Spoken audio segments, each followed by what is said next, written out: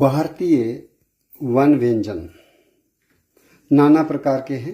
खासकर जब बसंत उत्सव होता है, बसंत पंचमी के बाद और होली तक कई प्रकार के पेड़ों पर फूल और फल लगते हैं और उनमें से बहुत से फूल और फल उनकी बहुत ही स्वादिष्ट सब्जी बनती है। और ना ही सिर्फ सब्जी बल्कि रायता, कोफ्ते, चटनी और पुलाव,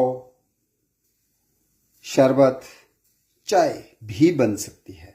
और अभी आप देख रहे हैं कैसा अद्भुत फल। इसको अंजीर समझने की भूल मत करना, इसको लसूड़ा समझने की भूल भी मत करना। ये फल जो है ना, ये फल है सेमल का फल। फल नहीं, कली। तो फल तो अभी नहीं बना है, अभी फूल खिलने वाले हैं और कुछ कलियां मेरे हाथ में हैं। और ये मैं आपको जो दिखा रहा हूं, ये सेमल की कलियां हैं जिनका अचार डाल सकते हैं, जिनका रायता बन सकता है, जिनका सेमल पुलाव बन सकता है, सेमल के कोफ्ते बन सकते हैं। और जो फूल है, अगर फूल मिल जाता है तो फूल की जो पंखुड़ियाँ हैं उनका हम चाय बना सकते हैं, उनकी हम शरबत बना सकते हैं, उनकी हम चटनी बना सकते हैं। जो सेमल है, सेमल एक ऐसा पेड़ है जिसके पके हुए फल के अंदर से निकलती है रुई, और रुई के बनाए जाते हैं तकिए, रुई के बनाए जाते हैं लाइफ सेविंग जैकेट्स, और कई प्रकार की इंसुलेशन मटेरियल में इसकी जो रुई है ना सेमल की, वो इस्तेमाल होती है खासकर मध्य भारत में और राजस्थान में। और मुरादाबाद की जो मंडी है, सब्ज मंडी, वहाँ पे इस वक्त ये सेमल की कलियाँ बिक रही हैं। ट्रक जो हैं ये सेमल की कलियाँ वहाँ पे आती हैं और लोग बड़े चाव से अपने घर में ले जाते हैं और रसोई में ऐसे व्यंजन परोसे जाते हैं जिससे बसंत मौसम का आनंद लेते हुए और एक नए किस्म के व्यंजन का जायका लेते हुए लोग इस बसंत उत्सव, जब मद्न उत्सव में अपना मन जो है ना, वो मन बहुत विभोर हो जाता है।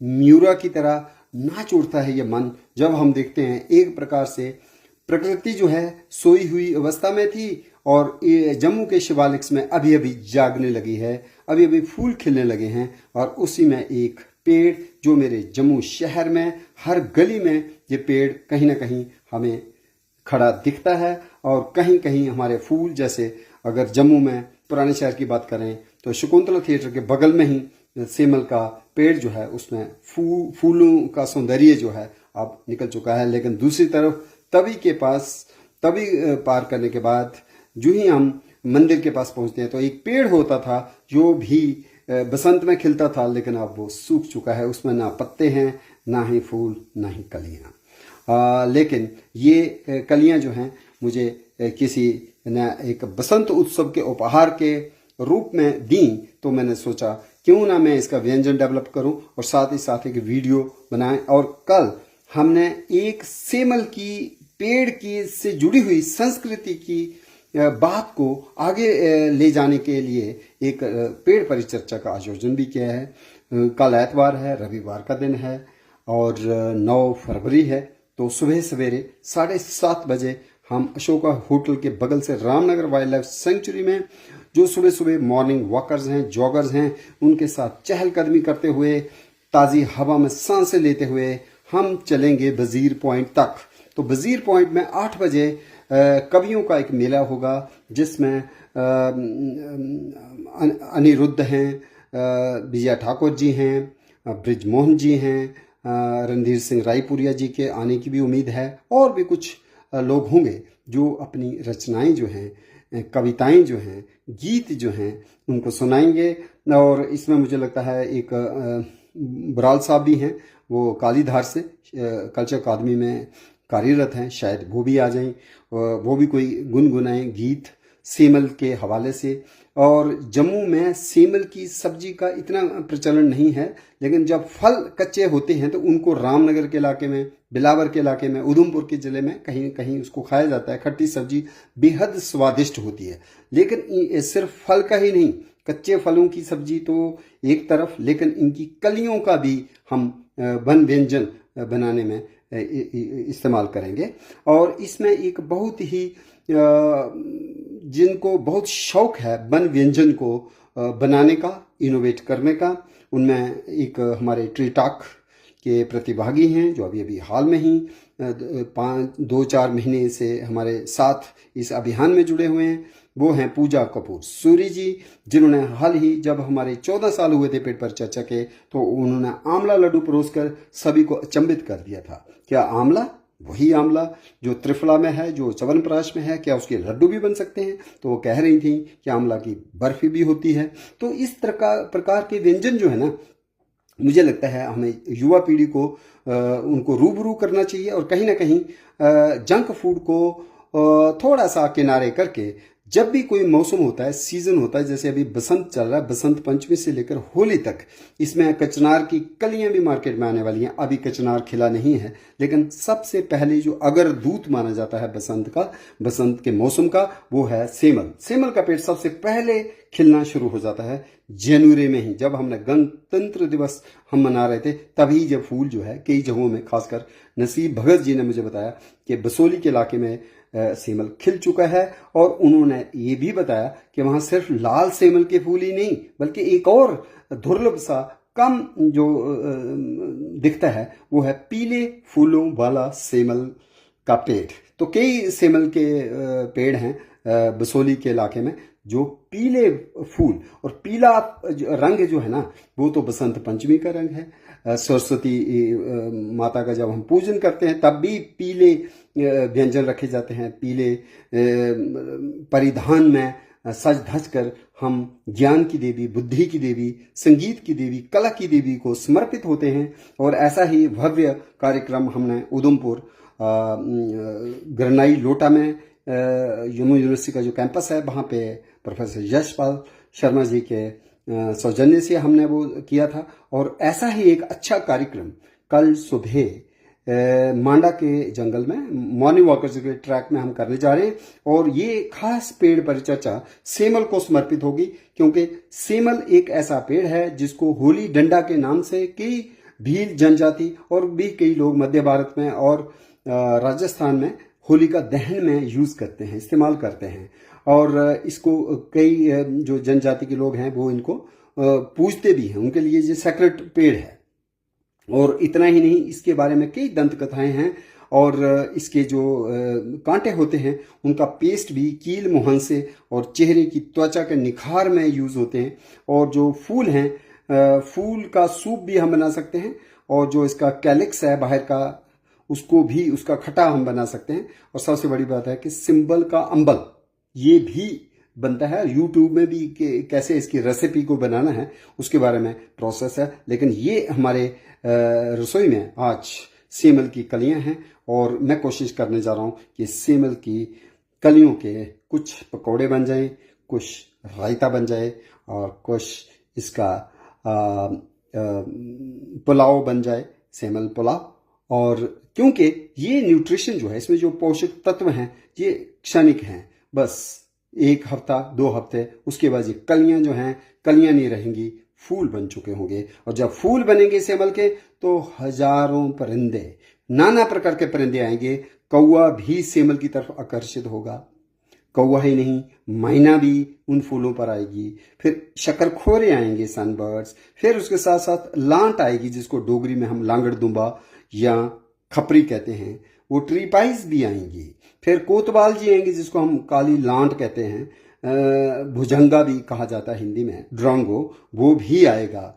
जब ये सेमल का पेड़ फूलों से भर जाता है, उस वक्त कई प्रकार के परिंदे तो आते ही हैं, साथ में मधुमक्खियां भी आती हैं, और कई प्रकार के जीव जंतु जो हैं इसमें आश्रय लेते हैं और इसका मीठे रस का रस पान करते हैं।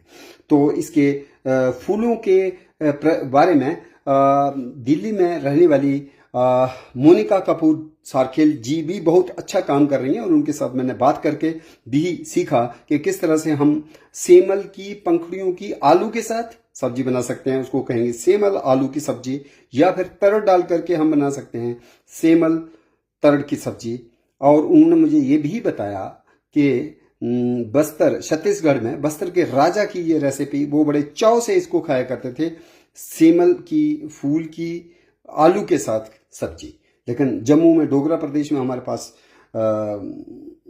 वो भी होता है तरड़, डायस्कोरिया बिलोफैला, तो मुझे लगता है हम उसका भी इसके साथ मिक्स करके एक सब्जी को रूप दे सकते हैं। सुबह आइए मांडा में 7:30 बजे चलना शुरू करेंगे, आधा घंटे में हम पहुंच जाएंगे वजीर पॉइंट, और उसके बाद वहाँ एक बसंत उत्सव जैसा माहौल होगा, गीत होंगे, कविताएं होंगी, सेमल को लेकर के व्यंजन जो हैं इनका एक प्रदर्शनी हम लगाएंगे वहाँ पे, और साथ में विशेष रूप से हम ये देखेंगे किस तरह जंगल के पेड़ जो हैं वो एक तो हैबिटेट देते हैं वन्य जीवों को, वन्य प्राणियों को, वाइल्ड लाइफ को कंजर्व करने में, और फिर पॉलिनेशन में किस तरह से ये रंग बिरंगे फूल जो हैं इनको आकर्षित करते हैं कई किस्म के परिंदे। तो ऑर्निथोफिली होती है, पौधों के द्वारा परागन होना, ये भी अचंभित करेगा, और शहद की मक्खियाँ तो हर चीज़ का परागन करती ही हैं।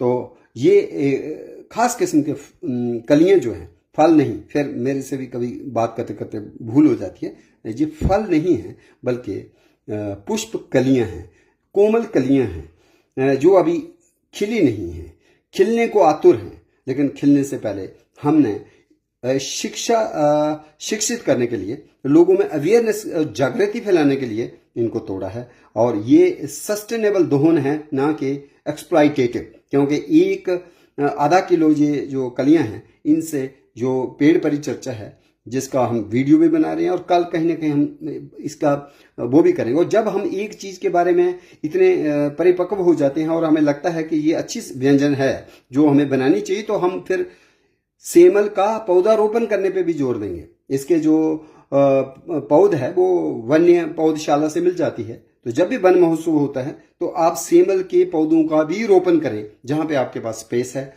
आंगन, प्रांगण, पिछवाड़े में, स्कूल में। तो इस पौधे के बारे में जुड़ी हुई जो संस्कृति है या आयुर्वेद है, आयुर्वेद में भी इसका बहुत महत्व है। इसकी सेमल की मूसली, उसको भी आयुर्वेद की कई दवाइयों में इस्तेमाल किया जाता है। फिर खास किस्म का गोंद होता है, मोच रस, उसको भी आयुर्वेद में बहुत ही बेहतरीन माना गया, जो सफूर्ति दायक होता है और कमर की दर्द को भी ठीक करता है। तो इतना एक पेड़ को लेके क्या अलग अलग लोगों की धारणाएं हैं, उनका ज्ञान है, उस सारा ज्ञान को हम समेटेंगे कल की पेड़ पर चर्चा में, जो 1591 वाली 1591 वाली ट्री टॉक होगी, पेड़ पर चर्चा होगी। और जम्मू शहर में ये अद्भुत समय, मौका बहुत ही दुर्लभ है। कल सुबह आलस मत करिएगा, जरूर आइएगा मांडा के जंगल में सेमल की बात करने, सेमल के गीत सुनने, और सेमल का होली के साथ क्या संबंध है उसके बारे में प्रकाश डालने पर आपके मन में और आतुरता बढ़ेगी। आप जानना चाहेंगे शिवालिक में और दूसरे कौन से पेड़ हैं, क्या बुरांस भी है तो बुरांस के बारे में भी हम जानेंगे, कचनार है तो कचनार के बारे में हम जानेंगे, और सहजन है तो सहजन की खूबियों के बारे में भी बात होगी। यही तो है पेड़ परिचर्चा। भंगेली की चाय, freely flower spindle tree T. Rajouri के इलाके में जिस पेड़ को छिलई कहा जाता है और छुल कहा जाता है वही होता है स्पिंडल ट्री, लेकिन लोही मल्हार के इलाके में कहा जाता है ताजू। तो ये जो चाय है बनी के इलाके में ताजू चाय के नाम से लोग इसको पीते। और ये एक पेड़ होता है जिसमें 2-2 पत्ते, गहरे नीले, चमकदार, दांतेदार, 2-2 अपोजिट लीव्स रहते हैं। फूल तो छोटे छोटे होते, सफ़ेद हरे रंग के, लेकिन जो इसकी शाल है, बाहर वाली शाल, अंदर वाली शाल नहीं, बाहर वाली शाल, तो उसको अक्टूबर नवंबर में लोग निकाल के रख लेते हैं। और ये सूखी हुई शाल जो है मुझे भी रेंज ऑफिसर बसंतगढ़ राकेश कुमार जी से उपलब्ध हुई थी, क्योंकि उनके साथ हमने शुद्ध महादेव में एक बार ये चाय पी थी और उन्होंने मदनोत्सव बसंतोत्सव के उपहार के रूप में थोड़ी सी ये चाय सूखी हुई शाल ताजू की, शिलई की, बमेली की, फ्रीली फ्लावर स्पेंडल ट्री की, यूआनिमस ल्यूसिडस की उपलब्ध करवाई। तो आज सुबह सवेरे हर्बल चाय तैयार है। जम्मू शहर के लोग भले ही इसको भूल से कह दें कि शायद अर्जुन शाल है, ये अर्जुन शाल नहीं है, ना ही ये अखरोट की शाल है, ना ही ये किसी और पेड़ की शाल है, बल्कि एक पहाड़ी क्षेत्र में जहाँ इस वक्त बुर्रांस खिल चुके हैं, बस उसी इलाके में ये एवरग्रीन ट्री होता है, जो रजौरी द्राहल के इलाके में भी होता है। और ये चाय जो है एंटीऑक्सीडेंट्स लिए होती है, फ्लेवोनाइड्स इसमें होते हैं, विटामिन सी बहुत होता है, तो स्वास्थ्यवर्धक तो है ही, और प्रकृति से जुड़ने का भी एक तरीका है। चूँकि बसंत पंचमी से लेकर होली तक 40 दिन का बसंत उत्सव, मदनोत्सव हम मना रहे हैं, तो उसी कड़ी में ये दुर्लभ अपरिचित पेड़ की चाय है, जंगली पेड़ की चाय। वही पेड़ जिसको बॉटनी में कहा जाता है यूआनिमस ल्यूसिडस, अंग्रेजी में कहा जाता है फ्रीली फ्लावर स्पेंडल ट्री, और बनी लोहे मल्हार के इलाके में केवल परिहार ने इस चाय का मुझे सबसे पहले आभास करवाया था, और उन्होंने भी मुझे कई बार ये चाय उपलब्ध करवाई। लेकिन इस बार की ये चाय जो है ना, राकेश शर्मा जी से मिली हुई है, जो रेंज ऑफिसर हैं इस वक्त बसंतगढ़ में। तो ये चाय जो है ना, गौरीकुंड शुद्ध महादेव के इलाके में भी मिलती है, रजौरी द्राहल के इलाके में मिलती है, लोहे मल्हार बनी में मिलती है। लेकिन कश्मीर में मैंने इस पेड़ को अभी नहीं देखा। वहाँ जो होता है, जिसको वहाँ लोग छल छत्र भी कहते हैं, वो है यूआनिमस हैमिल्टोनियनस। तो ये नहीं पता कि यूआनिमस हैमिल्टोनियनस की भी चाय बन सकती है क्या, क्योंकि ये वाला दूसरी स्पीशीज़ है यूआनिमस ल्यूसिडस। चलिए, मदनोत्सव बसंतोत्सव की हार्दिक बधाई।